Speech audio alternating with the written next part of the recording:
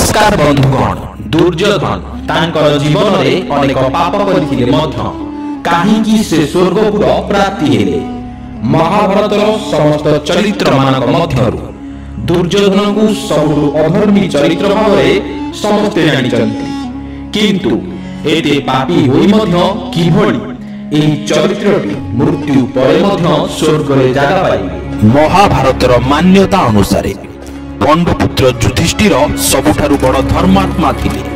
से सशरीरे स्वर्ग गमन करिथिले एवं स्वर्गरे पहुंचिथिले।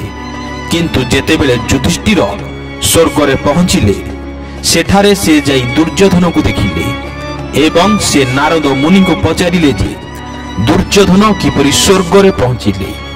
नारद कहिले जेहेतु से युद्धरे जीवन हारिचंती एवं दुर्योधन निजर क्षेत्रीय धर्म पालन करी जने निपुण योद्धा भावरे तुम सह युद्ध लड़िथिले। एही कारणरू से स्वर्गरे स्थान पाइले एवं निजर जीवन काल मध्यरे दुर्योधनर लक्ष्य गोटिए थिला।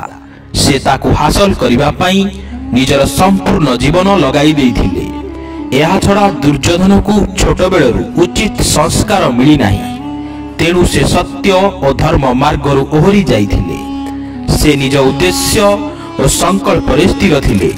एहा तार गोटिए भल गुण दर्शा जाइछि। एहा परे धर्मराज युधिष्ठिर कहिथिले निजर कर्तव्य दायित्व प्रति जो व्यक्ति सर्वदा निष्ठावान से व्यक्ति स्वर्गरे रहिबा पई योग्य।